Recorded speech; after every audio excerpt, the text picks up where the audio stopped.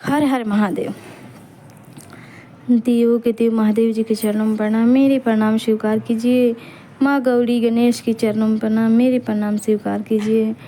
कार्तिक भगवान के चरणों में प्रणाम, मेरे प्रणाम स्वीकार कीजिए। सभी देवी दुर्गा के मैं कोटि कोटि प्रणाम करती हूँ, मेरे प्रणाम स्वीकार कीजिए।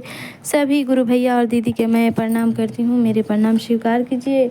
चलिए शिव जी के चर्चा में फिर से गुरु भैया और दीदी के स्वागत बा। मैं शिव गुरु की कथा लेके आई हूँ। कथा पसंद आए तो कमेंट में हर हर महादेव जरूर लिखें। एक समय की बात है कि एक बार महर्षि गौतम के तपोवन में रहने वाले ब्राह्मणों की पत्नियां किसी बात पर उनकी पत्नी अहल्या से नाराज हो गई। उन्होंने अपने पत्नियों को ऋषि गौतम का उपकार करने के लिए प्रेरित किया। उन ब्राह्मणों ने उसके नियमित भगवान श्री गणेश जी की आराधना करने लगी। उनकी आराधना से भगवान गणेश जी प्रसन्न हो गए, खुशी होके प्रकट होकर उसने वर मांगने को कहा। इन ब्राह्मणों ने कहा, हे प्रभु, यदि आप हम पर प्रसन्न हैं, खुशी हैं, तो किसी प्रकार ऋषि गौतम को इस आश्रम से बाहर निकाल दें। इनकी यह बात सुनकर गणेश जी ने उन्हें ऐसा वर मांगने के लिए समझाया, किंतु वे अपने आग्रह पर अटल रहे। अनंत गणेश जी को विवश होकर उनकी बात माननी पड़ी। अपने भक्तों का मन रखने के लिए वो एक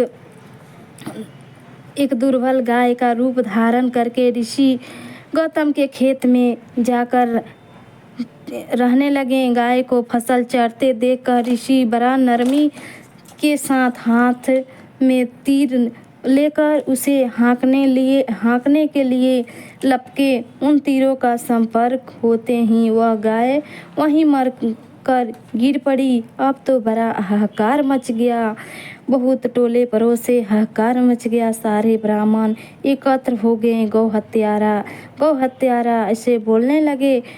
कहकर ऋषि गौतम की भूड़ी भत्सना करने लगे। ऋषि गौतम इस घटना से बहुत आश्चर्यचकित होकर बहुत दुखी हो गए थे। अब इन सारे ब्राह्मणों ने इनसे कहा कि तुम्हें यह आश्रम छोड़ के अनंत दूर चले जाना चाहिए। गौ हत्यारे के निकट रहने से हमें भी पाप लगेगा। विवश होकर ऋषि गौतम अपनी पत्नी अहल्या के साथ वहां से एक कोस दूर जाकर रहने लगे, किंतु उन ब्राह्मणों ने वहां भी उनका रहना मुश्किल कर दिए।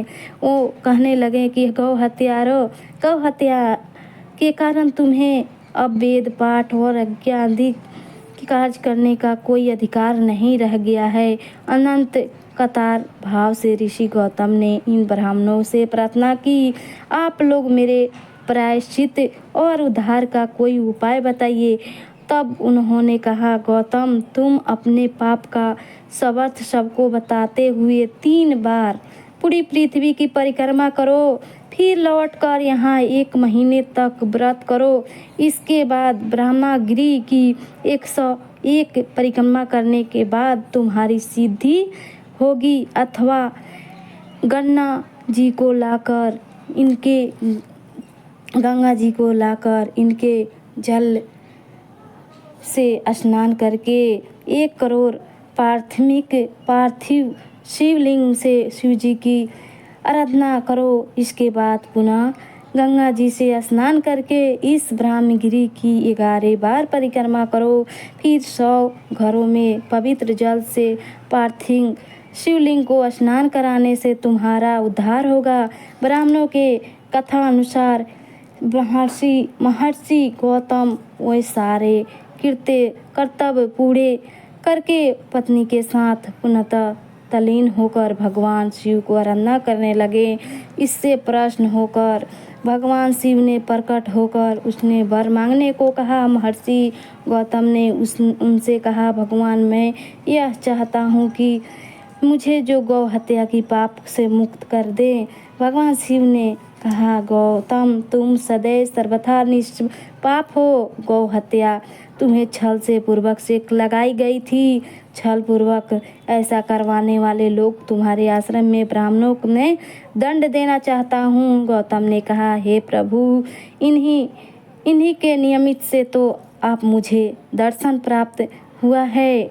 अब इन्हें मेरा परमहित समझकर इन पर आप क्रोध ना करें, कृपा करें। हे शिव गुरु, हे भोलेनाथ, जैसे ऋषि मुनि पर कृपा किए, दया किए, वैसे गुरु भैया और दीदी के सुनने वाले, कहने वाले को दया कीजिए। सभी गुरु भैया पर कृपा कीजिए। एक बार प्रेम से बोलिए शंकर भगवान की जय, माता पार्वती की जय।